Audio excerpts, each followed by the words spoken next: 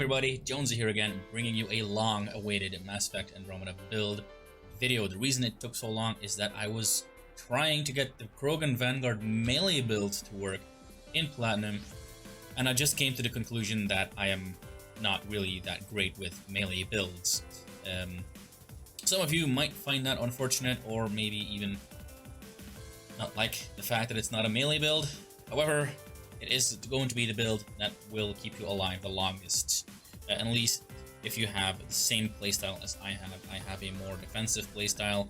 I'm not really aggressive when I play, so melee builds are not my forte, and I will show you in a minute what I have as a build. I have 66166 build. In charge, we are going for Radius at rank 4, of course, giving us that AoE stagger ability. At rank 5, weapons and melee. Increase our weapon and melee damage. We are not doing any type of damage with our powers. We are going for weapons and melee. More so for just the gun damage. We're not going to melee either as well. At rank 6, we are going for Bastion instead of Shock Trooper. The reason for that is because it gives us extra damage resistance and also tops off our shield. Now, before I continue, I would like to say that you will not be using charge aggressively. At least not at the beginning of a wave. You might use it at the end of a wave when there's like 3 or 4 enemies left. But at the beginning of the wave, you do not want to use charge, because if you're charging in there and you are basically leaving your team behind, that is a death sentence for the Krogan Vanguard. So in essence, use charge when there's like a few more enemies left, or use it when you want to get out of a sticky situation. That's why we're going for that extra damage resistance. If we are getting surrounded, just use charge on one of the further enemies and you will get out of the way. Sticking with the mobility that charge gives us, we are going for rank 4 mobility and fortify, giving us even more chance to get away if we get ourselves into a sticky situation. At rank 5, we are not going for power armor. We don't really need gun accuracy and stability, and we will not be meleeing as much either, so having that melee damage bonus would be redundant. Go for shield feedback to make yourself a little bit more survivable. And at rank 6, since we are not going to be charging around meleeing everything on sight, no, we're gonna stick with our group a little bit and kind of stay behind. So that's why unmoving defense is actually better than explosive purge. I've actually not find a good reason to take explosive purge even on other characters. It's good on paper, but why would you take off your damage resistance just to prime targets? It doesn't make sense. Just go for unmoving defense. It will make you more survivable. It will give you 100 damage resistance total after 5 seconds, which is just phenomenal. It halves the incoming damage basically. And if you still find yourself in a very sticky situation, just charge out of there and you will get 75 damage resistance just to get out of the way. In Apex training, we are going to try and make our gun do as much damage as possible, so we're going for the top row with weapon training, ammo and targeting, and then weapon specialist. And in rage, for more survivability, we are going for the top row resilience, unstoppable, and berserker for our rage duration. The longer rage is up, the more health regen we have. Yeah, it all falls into place. As for your loadout, you can use any weapon you so desire. I am gravitating more and more towards the paw. It wasn't that great before, but now it is phenomenal, and I really recommend the paw. Any level will do. It'll just kill opponents left and right. If you don't have the paw, but you have the shadow instead, that's a good alternative. Now, as for equipment, you might be wondering why I'm taking vulnerability VI over something like a shield enhancer or a juggernaut shield. Well, we're not going to melee much, so the Juggernaut shield is going to be just useless. And Shield Enhancer gives us 30% extra shields on shields that are pretty much non-existent for a Krogan Vanguard. So instead of going something that increases our survivability, let's take something that increases our damage output. I mean, a dead enemy can't kill you, so... Now, for your consumables, your first consumable should increase the type of damage weapon you take with you, which in our case is going to be an assault rifle. But if you're taking a shotgun with you, like the Piranha, which is also really good, or the Crusader, then take a shotgun amp. If you're taking a sniper rifle, like the Shadow, as I've mentioned before, go with the sniper rifle rail. Your second consumable should be the targeting VI. Any rank will do, but of course higher the rank the better. just to increase the weak point damage that we deal even more. Now, that is my Krogan Vanguard build. It is not a melee build, and some of you might be disappointed because of that. The thing is, melee is not my forte. I probably said that at the beginning, but it is just not for me. I'm the more passive, defensive type of character. If you're more of an aggressive player, then go ahead and be melee Krogan. Let me know how you do with the melee Krogan down below. In Platinum, of course. Yeah, that's about it. Just stay with your group. If they get too close, you can charge them. If you see that there's a Krogan Berserker who has like the fire elemental on him, just charge him for an extra detonation. Now, without further ado, a build video would not be complete without field testing it, of course. So, wish me luck.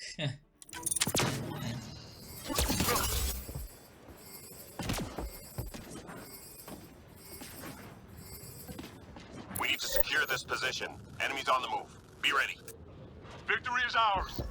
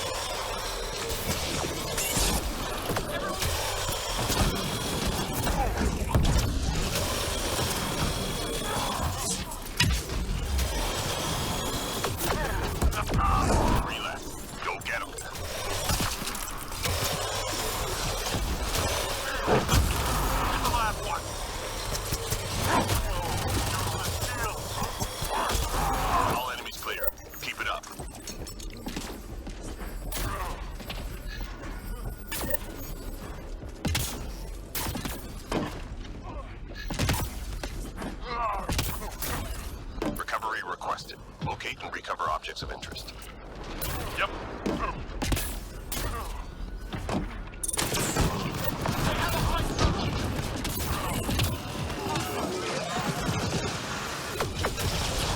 It's down! Artifact is secure.